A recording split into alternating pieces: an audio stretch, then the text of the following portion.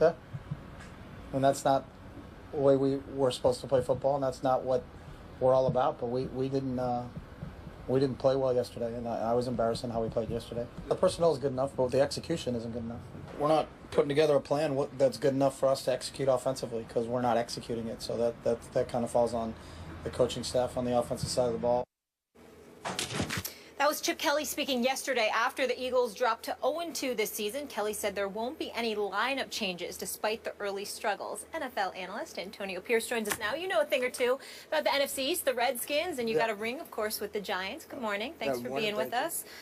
Do you like the way Chip's handling these early struggles? Do I like it? I think he's doing what any other coach would do in this situation. He's not trying to panic, trying to make it look like he has control over it. But the matter of fact is he does not. And when you look at it, and the reason I say is because he has his hands on everything that's going on in this organization. He's the one that's decided to move on with certain players and bring in certain guys. He brought in a quarterback who we all feel, and I should say this, who I feel, shouldn't be a starter in the National Football League. Even going into the season before the 0-2 start in Sam Bradford. And he's shown why. He looks like a deer with headlights. He looks nervous. He looks, I would prefer Tim Tebow to go back in and at least give me some excitement. That's true. Because I know exactly what I'm going to get. This guy, I don't know what I'm going to get each and every play. And then you go and decide to take DeMarco Murray, one of the best running backs in the National Football League, and you run him sideline to sideline. Now, I might not be in the offense and not know when he needs to cut up, but just looking at the scheme of what they're running with DeMarco Murray, when they decide to use DeMarco Murray in the games, it's a bad choice. It's going lateral. It's not downhill. When you take out two guards and you make your offensive line weak, but yet you bring in a high-powered running back, what are you saying to your team? Then you decide to have an offense that is going vertical, but with who? So when you look at this personnel, you're trying to say up-tempo, vertical, explosive, where? But then again, you had all your hands on each and every move. So to me, it's a little dumbfounding that you can sit there and say you're going to stay on course with what you're doing. You're going to be 0-3.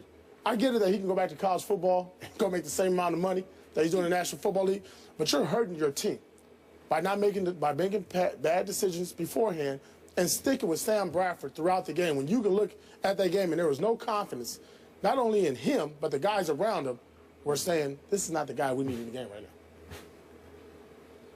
In other words, he's soft. Let's just call it what it is. And that's something that I said yesterday, and I tweeted while the game was going on, deer in headlights, because that's what I saw. He looked absolutely positively petrified. I never played football in my life. You understand me? I'm talking about other than playing around in the streets. I damn sure never put on a pad and a helmet, not with my skinny behind. Oh, absolutely not. I wasn't trying to be a football player. But even I knew. You know, you can smell blood. You know, you're a football player on that football field for the Dallas Cowboys on Sunday afternoon. You were like sharks in blood-infested waters. I'm talking about Sam Bradford was prime meat. It was just so obvious. It was alarming at how obvious it was. But I also look at Chip Kelly, and I think that ultimately the downfall of the Philadelphia Eagles will potentially be the arrogance of its head coach and de facto GM as opposed to the quarterback itself. And here is why.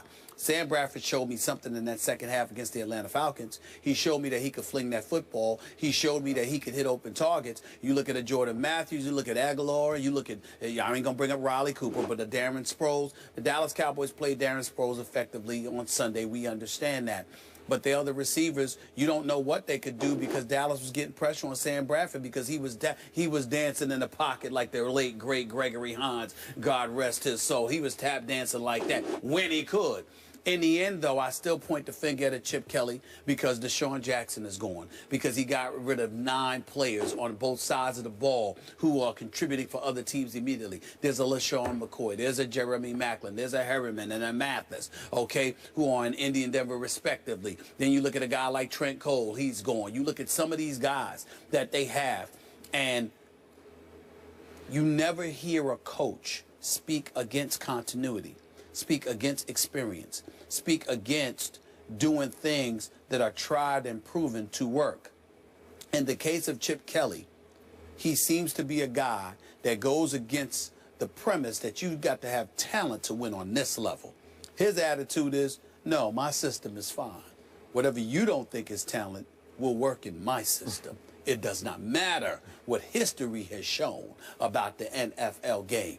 And I could be wrong because Chip Kelly is 10-6 over the first 2 seasons of his coaching career. But I simply don't look at a man who I believe is long for the NFL. Really? I think that he's somebody that's destined to return to college because all he sees is his way. And the NFL is a man's game. No matter how talented you are, and I know this because of my years of covering basketball, you can have talent. You can have talent, and that will elevate you. You got to have some toughness, but you can have talent, and that will elevate you. You could be the most talented dude in the NFL. If you wilt, once you get punched in the mouth, you are done, because unlike the NBA and other sports, in the NFL, you have a license to assault people. You can't just have talent. You have to have toughness in order to succeed in the NFL. And I question that about Sam Bradford, which is why I don't think the Eagles are going to. I've changed my position on the Eagles. I know they got the talent. I didn't believe that I would look at them and feel like they were soft. That's how I feel about them now. Not defensively, offensively I'm talking about. I love both your takes on this. I forgot to mention yesterday that my Cowboys committed a franchise record 18 penalties on Sunday in Philly for 142 and yards. Didn't care. And declined a 19th. One was declined, the 19th penalty, and lost their starting quarterback mid-third quarter and still beat Chip Kelly 20-10 for the 3rd straight time they beat Chip Kelly in Philadelphia. Can we just say 20-3? Because that last touchdown didn't really matter. Okay. I want to say 20-3. Fair enough. Fair enough. So remember, as you point out, Chip Kelly won the power struggle. He became the GM as well as the head coach. This was his show and only his show. And it was clear he wanted to be the star of this show. And there was one week in the offseason, we came in here day after day, and it was bombshell after bombshell that Chip dropped in Philly. We're going to do this. We're not. He's gone. He's gone. He's gone. And by the way, I'm trading Nick Foles for Sam Bradford. I'm no Bradford guy because I saw him. I'm a University of Oklahoma fan. He drove me crazy in college. The least bit of pressure, he folds. He's not a physical pocket presence, and we're seeing it all over again. So it was a bad idea. Okay. But we said back in the offseason, hey, Chip better be great this year, but you got to give him a shot. Maybe he is a genius. Maybe he knows something we don't know. Let's give him a shot. Gotta give him a shot. So now they are facing 0-3. Am I right about that? Yes. I mean, wouldn't we all think they're looking right down the barrel of 0-3? The Jets. Okay, and so I don't think you can make the playoffs from 0-3. I could be wrong about that in the NFC East. I think it was 3 teams that did it 25 years or so. Are y'all ready for this? I'm sorry. Real quick. Go ahead. This is Steve Spurrier 13 years later, and I was a part of that 2002 You were. staff. Steve Spurrier is still. I'm saying. Let me. It's in a question form because I don't know, so I'm just going to ask you. The only reason I question that is because Steve Spurrier was unapologetic about it. He had his tea time. He's going to play some golf. He's going to chill out, whatever. I don't get that from Chip Kelly. I mean, Chip I'm talking about as far as the personnel moves. Like, I got to give my guys, it'll work. When we knew Danny Warfel couldn't throw a 10-yard out. We knew Jaquez Green, those guys couldn't play. No, you know what I mean? I'm talking about that. He brought his personnel in. We had all these guys from we let Stephen Davis go. Are y'all ready for this storyline for Sunday? You ready for this one? Because I'm going to tell you ahead of time what it's going to be. Mark Sanchez will go against the New York Jets. I'm not saying start. I'm not saying start. I'm saying he'll finish. Jets gonna get Sam Bradford out of there. One way or another, I do not believe that Sam Bradford is gonna finish. Now I hope it's because when I say that, I hope it's because he's playing bad as opposed to getting hurt. Because I don't want him to get hurt. But I'm saying that defense that we saw go after Andrew Luck, I just want to put it in perspective. Andrew Luck might be a turnover machine, but he's talented, he's got heart, he's got promise, and he's a big boy. You're looking at Sam Bradford. You talking about cats jumping at the bit. Listen, I know Muhammad Wilkerson. His mama came up to me. I went to the Jets practice. You know, I'm not talking about when we were there. I'm talking about they had a scrimmage, you know, at Hofstra just a couple of weeks before the season. I went there with my family, Adam Schefter and all. We were sitting in the stands watching. Muhammad Wilkerson was there. His mama was there. Muhammad Wilkerson's a big boy. That's a big boy. This dude is looking at Sam Bradford. He's going to see Sam Bradford with calves as thick as mine, and he's going to sit there and go like this. Oh, Lord, this is going to be a beautiful day. I just need to get to him. And that's the thing. The Dallas Cowboys is very, very interesting. You brought that up. Skip 18 penalties, 19 turned down. You know what the Dallas Cowboys are saying? Hell with the penalties. We're going to soften this brother up. That's what we're going to do. Am I lying? No. We're going to soften him up. If this is the Dallas Cowboys, we talking about the New York Jets here. You see that defense?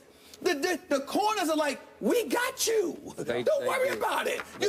Just send the sink. I agree. Send the kitchen sink at them. I mean, I'm scared for Sam Bradford. I'm petrified for him.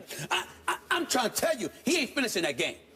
Chip Kelly gonna pull him. One way or the other. Chip Kelly, one way or the other, and I'm hoping he don't get hurt. I want to emphasize that, because I'm serious. This ain't a joke to me. I think he's in trouble. I'm really hopeful that he just gets yanked because he's unproductive. Because I think the Jets gonna get him out of there. I really do. We shall see. It's about to be October, guys, the best month in sports. If you were going against it, wouldn't you be salivating? Boom. Tap, tap, tap. Talk a little NBA coming up, gentlemen. Only 7 days until the start of NBA training camp, but a whopping $14 million stand between Tristan Thompson and the Cavs. Will they get it done? We'll discuss that after the break.